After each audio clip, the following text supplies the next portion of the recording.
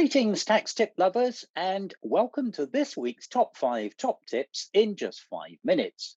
Come listen up, tax tippers, to news from the oldie tax tavern, where conversation this week turned to the clever solution Tina's found for her daughter Peter, who's off to university, where she'll aim to live rent free and own the property she'll be staying in for the next 4 years, and just maybe have the option to repay her student loan for free. Tina's done well with property, but she's impatient.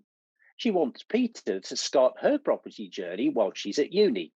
She thinks rent's an Achilles heel for many students, but won't be for Peter.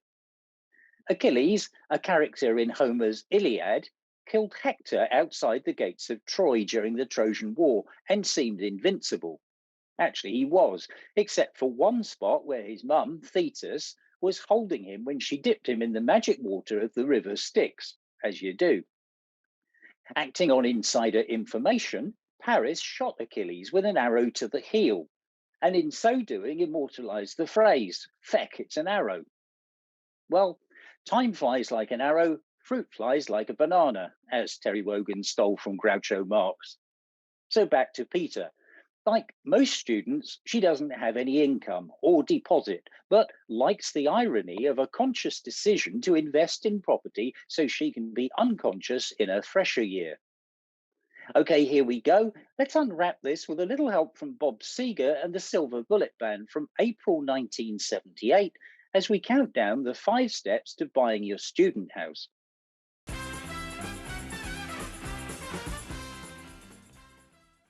Static at this week's number 5 is you always won every time you placed the bet. Unlikely as it may seem, there is such a thing as a buy-for-uni mortgage, and there's an interest-only option. Down at this week's number 4 is you're still damn good, no one's gotten to you yet. It may allow Peter to buy property with the help of a family member, in this case, mum Tina, who acts as guarantor. Just inside this week's top 3 is every time they were sure they had you caught, which means it may be possible for Peter to buy the property with a mortgage covering 100% of the purchase price. A new entry at this week's number 2 is you were quicker than they thought. Spare rooms in the house are then rented out to friends or lodgers, and the income received is used to make mortgage payments. Staying at number 1 is the all-time classic, you just turn your back and walk. The mortgage amount is based on the rental income the property could yield by letting out the spare rooms.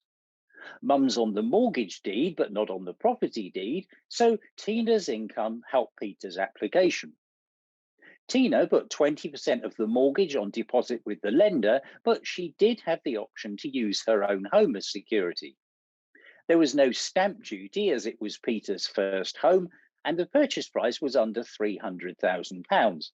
And there shouldn't be any capital gains tax when Peter sells the property, as it's her principal private residence. Risks? Well, as Einstein said, a ship is always safe by the shore, but that's not what it was built for. Of course, there are risks, and you need to check them out and get comfortable with all of them before you take action. One risk is that the value of the student property grows by more than the amount of Peter's student loan.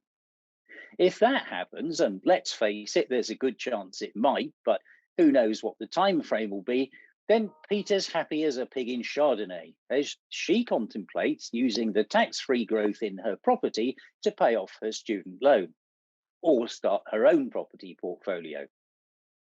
Back in the snug at the oldie tax tavern, there's broad agreement that Achilles' heel is more than the instruction Tina regularly barks at her second favourite whippet. Okay, that's it. It's time to take action to sort your property tax planning, and here's how. You can do nothing and stay in the exact same place and pay a shed load of tax unnecessarily, or you can follow the link above and experience the power of a free hour's review with property tax experts who are ex-PwC and ex-HMRC, and will make your property tax planning like it was our own. And that's our take on how to live rent-free at uni and just maybe pay off your student loan for free. So Volume up, time to let Bob Seger and the Silver Bullet Band tell it better than I ever could. All right, stay bright. Catch you again for breakfast next week. Ta-ra.